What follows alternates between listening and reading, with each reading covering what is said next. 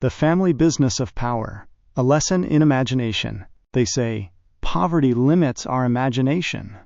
But honestly, looking at the great, glorious, and correct elite in China these days, it's clear that politics is what's truly doing the limiting. I recently caught wind of a breaking news item from those inner circles. Apparently, Chairman Xi has already handpicked his successor for the long haul. In the grand theater of Chinese politics, this has officially become the most hilarious open secret in town. Even Mao Zedong, the man who practically invented the modern Chinese power play, didn't have this much patience. Mao was at least decisive in his chaos. He picked Liu Shaoqi first, then Lin Biao, even went as far as writing Lin Biao into the party constitution. It wasn't a joke, it was law. And then, of course, there was the loyal Hua Guofeng. Why bother? Because in a system like this, if you don't name a crown prince, the whole house of cards collapses the moment the music stops. Without a designated heir, you have no authority. The second the supreme leader breathes his last, every ambitious shark in the room decides they should be the next emperor. And then? Then comes the bloodbath. So you have to parade the chosen one early. You let the crowd see him, smell him, and eventually bow to him. By the time the actual coronation happens, the bureaucracy just shrugs and says, well, we've known it was him for a decade. Might as well get on with it. It's not democracy. It's just a very long, very expensive rehearsal for a peaceful power transfer. Of course, we aren't talking about a one-person, one-vote society here. If there were actual ballots, we'd be having a different conversation.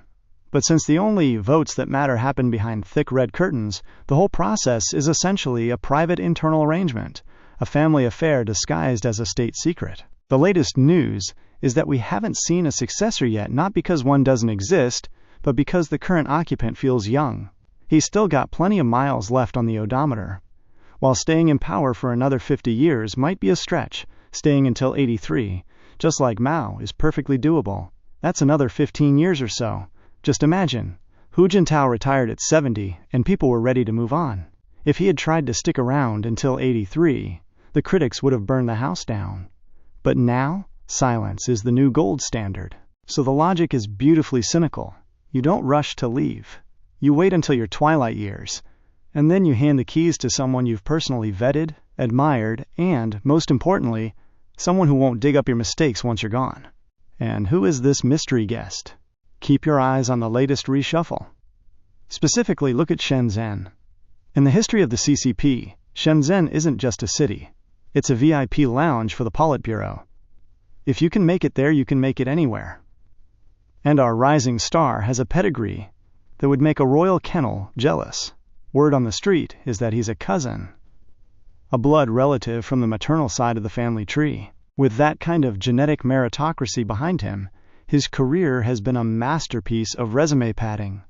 From local economic offices to deputy editor of a magazine, through the development commissions of Hainan, the deputy seats of Zhengzhou, and then into the heart of Sichuan as the head of organization and president of the party school.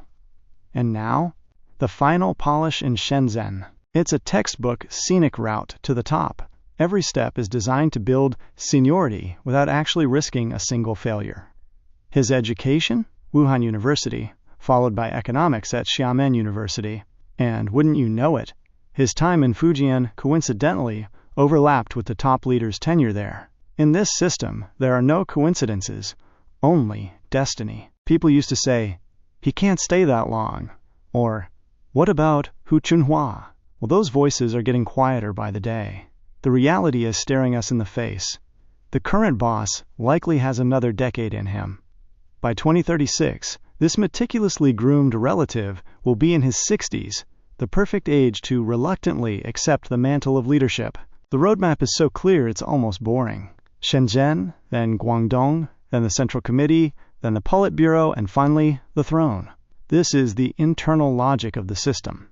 It's the ultimate realization of the family empire, where power isn't earned by the people, it's inherited by the right people. Turns out, our imagination wasn't limited by poverty after all. It was just limited by our naive hope that the script might actually change.